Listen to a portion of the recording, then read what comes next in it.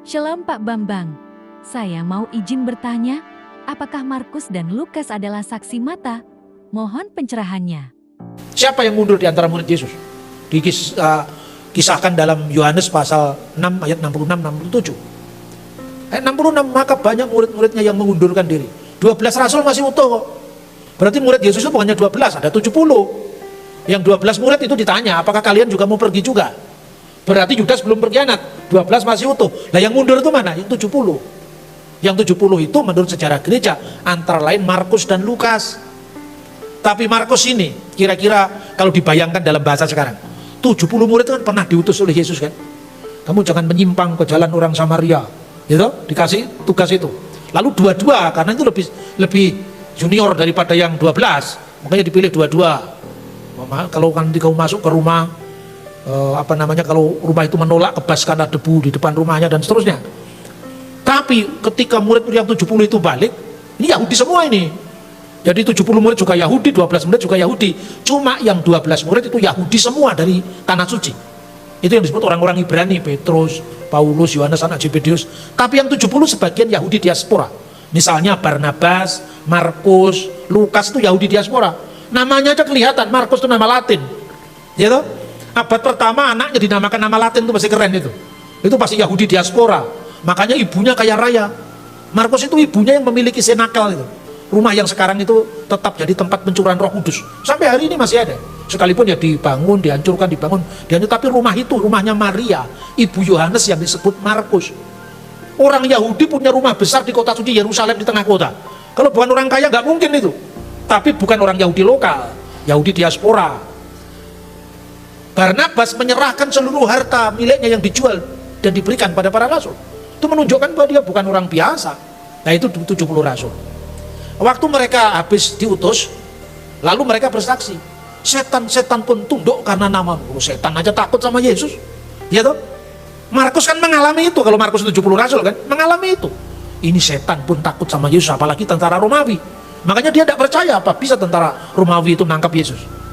Dia menyelinap masuk ketika Yesus ditangkap. Yaitu siapa? Seorang pemuda yang lari telanjang meninggalkan jubahnya. Itu Markus. Nah, Alkitab tidak menyebutkan itu karena itu sandi untuk dirinya menulis. Akhirnya apa? Ketangkap beneran Yesus. Makanya penangkapan Yesus berakhir dengan penyalipannya kan tidak selesai sampai di situ. Yesus bangkit di antara orang mati. Ketika kemudian Yesus bangkit di antara orang mati, Markus kembali ke pelayanan di bawah bimbingan Petrus. Makanya Petrus nggak ngerti bahasa Latin. Ke Roma, ke Kapadokia, ke Asia Kecil pakai bahasa apa coba? Tidak ada bisa bayangkan. Di Eropa wilayah barat itu kan nggak bahasa Ibrani. Lalu rasul-rasul menginjil sampai di sana, butuh penerjemah. Penerjemahnya antara lain Markus, namanya aja nama Latin, terpelajar. Jadi Tuhan tuh menyiapkan semuanya sesuai dengan porsinya masing-masing. Markus akhirnya kembali ke pelayanan. Lukas, siapa Lukas itu? Lukas itu murid yang tidak disebutkan namanya, tapi yang menyertai murid yang lain jalan ke Emmaus. Ada seorang murid namanya Kleopas. Cari di 12 rasul nggak ada nama Kleopas. Berarti bukan termasuk 12 murid, termasuk 70 murid. Satunya nggak disebutkan namanya. Kenapa nggak disebut namanya? Ini orang Jawa menyebut Sandiasmo. Karena itu Lukas sendiri. Apa yang diharapkan? Ini kalau penolakan Yahudi terhadap Yesus. Dia jalan ke Emmaus 7 mil dari Yerusalem. Yesus muncul di tengah-tengah mereka, ikut bercakap-cakap. Saking paniknya dia tidak sadar kalau itu Yesus. Ya kan? Apakah yang kamu percakapan sementara kamu berjalan? Apakah engkau orang asing satu-satunya di negeri ini? Sampai kamu tidak tahu berita yang sedang viral, kira-kira seperti itu. Dulu kami mengharapkan Yesus ini jadi penyelamat kami. Tapi nyatanya dia disalibkan, dia mati.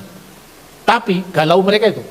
3 hari setelah semuanya peristiwa itu, perempuan-perempuan di antara kami mengabarkan bahwa dia telah bangkit lagi. Di mana perempuan-perempuan di antara kami itu ngumpul? Di rumahnya Markus sendiri. Nah sekarang bagaimana teolog modern mengatakan Markus bukan saksi mata? Rumahnya aja dibuat perjamuan terakhir Tuhan Yesus. Ini karena apa? Alkitab dilepaskan dari konteks sejarah. Akhirnya kita bingung sendiri. Padahal kalau kita membaca secara historis jelas sekali catatan-catatannya saat itu. Kamu akan pergi ke kota, nanti kamu akan ketemu seorang yang membawa kendi berisi air, lalu kamu sampaikan kepada orang itu. Guru akan merayakan Paskah di rumahmu. Lalu dia akan menyiapkan ruangan atas.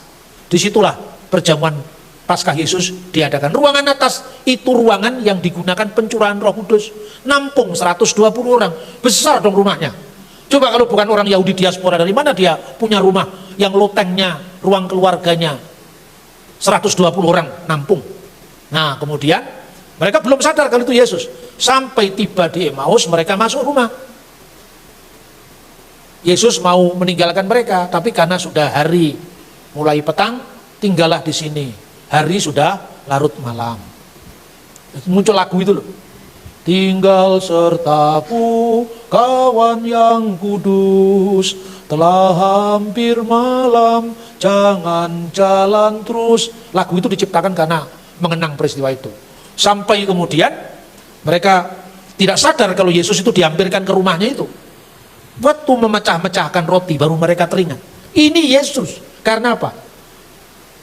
Peringatan akan daku itu.